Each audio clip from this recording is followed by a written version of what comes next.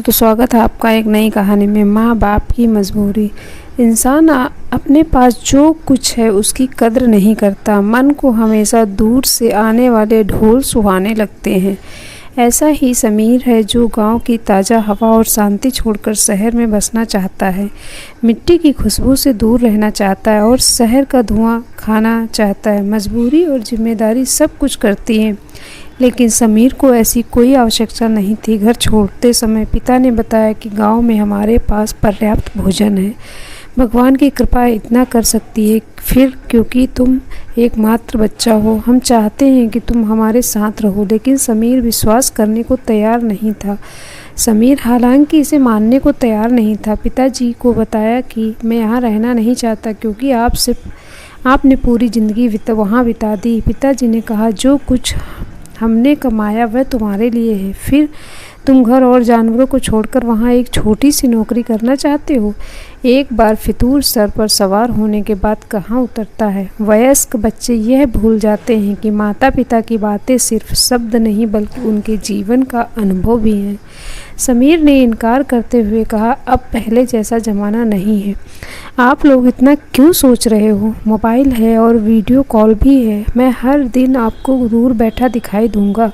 समीर ने इनकार कर दिया और शहर में एक छोटी सी नौकरी करने लगा। 8 से 10 घंटे काम करने पर उसे 15,000 रुपये मिलते थे।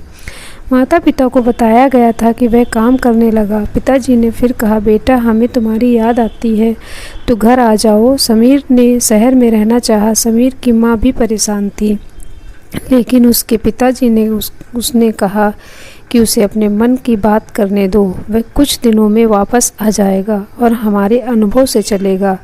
उसे अपना अनुभव भी तैयार करने देना चाहिए। घर में जहाँ मैं अपनी मर्ज़ी से काम करता था, लेकिन उसे किसी का भी नहीं सुनना पड़ा। 2 महीने तक उसने प्रयास किया, लेकिन फिर समीर को कुछ अधिक काम करना पड़ा। प्राइवेट नौकरी में समय नहीं था। घर पर बात करना कम होने लगा। जब उसने अपने घर का फ़ोन करीब 4 दिन बाद उठाया, उसके पिता ने कहा कि उसके बेटे को फ़ोन पर बात करने का समय ही नहीं था। पिताजी ने कहा कि 3 दिन पहले तुम्हारी माँ का पैर टूट गया था। समीर ने कहा, माँ अब ठीक है? पिताजी ने कहा, प्लास्टर चढ़ा है। समीर ने कहा कि पापा मुझे अभी छुट्टी नहीं मिल सकती, इसलिए आप वीडियो कॉल से ही बात करवा दें। गांव में ठीक से नेटवर्क नहीं होने के कारण वीडियो कभी कभी रुकता है, कभी कभी दिखाई नहीं देता। ये कहानी सुनकर आपकी आंखें भी भर आएंगी। कभी भी हमेशा अपने बच्चों को अपने माँ बाप की कद्र करनी चाहिए और अपने माँ बाप की बातें ज़रूर एक बार सुननी चाहिए। अगर आप कहीं पे भी बाहर रहते हो तो ज़रूर अपने माँ बाप से एक बार ज़रूर बात करें। ये कहानी अगर आपको पसंद आई हो तो प्लीज़ लाइक, शेयर और सब्सक्राइब करें और ज़्यादा से ज़्यादा शेयर करें, ताकि लोग जागरूक हों कि अपने माँ बाप को छोड़ कर जो चले जाते कभी बात नहीं करते। हमेशा ऐसा नहीं करना चाहिए। धन्यवाद। आपसे एक नई कहानी में ज़रूर मुलाकात होगी। धन्यवाद।